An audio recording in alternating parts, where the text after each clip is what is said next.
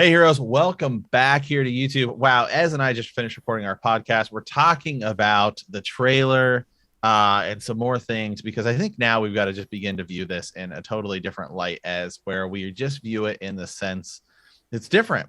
There's just too much content. It's going to we need to sort of throw out a lot of the structure of the books just out of our minds and begin to look at this differently. And one of the things we noticed was in the trailer, when it says, it says the words, it says the Dark One is coming, and then it shows Logain, and then it shows him use the power and sort of like break out of that cage. So is Logain the Dark One? Is he possessed by the Dark One? Is something? I mean, what are we doing here? Well, okay, that's a great question, and people might think it's crazy, but I think the show. And it's spoilers ahead here, by the way. Spoilers, if you're brand new and you're just coming in thinking like, hey, I want to check into some of this stuff and whatever, we're going to be talking about book connections and things like that. So Logain is this individual who you see in the trailer who is shielded, and he seemingly breaks free. That is not something we see in the books, and I'm all for it, by the way. I'm all for it. We have a second video, a follow-up to this, so stick around for part 2, where we're going to talk about what I think he's after.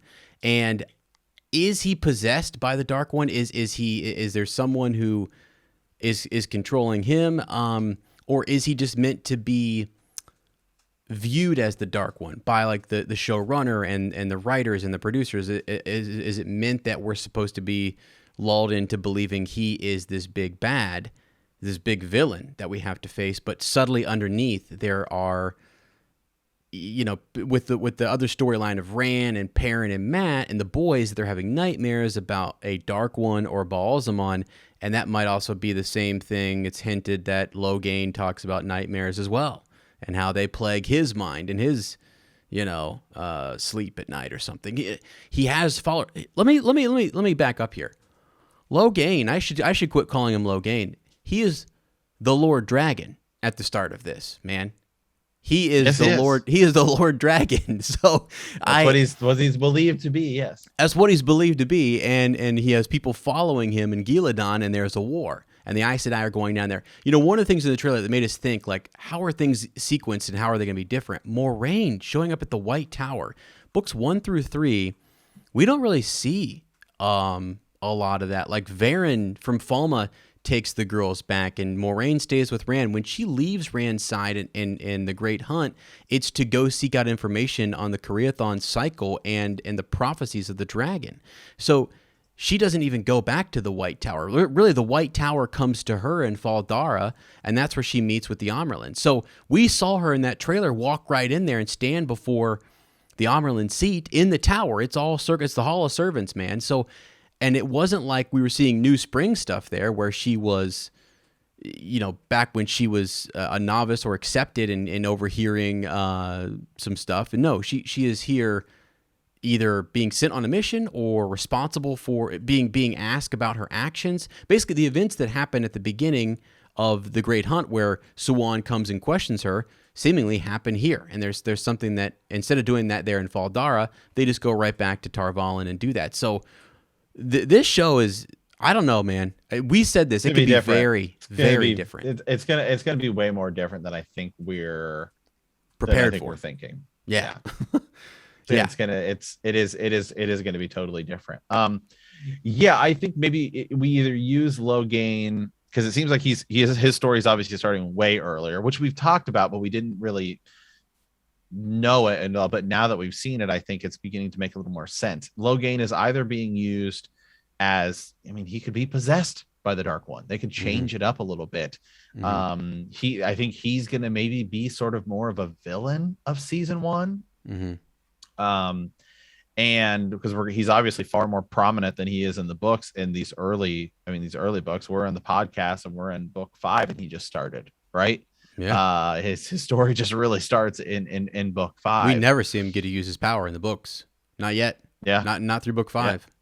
Yeah. So you have that. So maybe you have him possessed, or maybe it's also just going to push more of the idea of some of the distrust that we get a little bit from of like Tom Maryland talking about like, we really shouldn't trust the Aes Sedai. I don't really know about them, their type here. maybe some of that comes with Logain. Are we going to be traveling with him, or is he going to be on the run? Well, and this thing, are we going to see two storylines going here? Are we in one episode? Could we see Aja's sent out, her sister sent out to confront Logain and Moiraine in the Two Rivers? Moiraine is here, just south of them, and Gillidan is this group of Aes Sedai. Was she sent with them, and then she deviated from that course? Was she supposed to be in the group and went to the Two Rivers instead? Another question I have, and this is I would love to get some comments on this down below.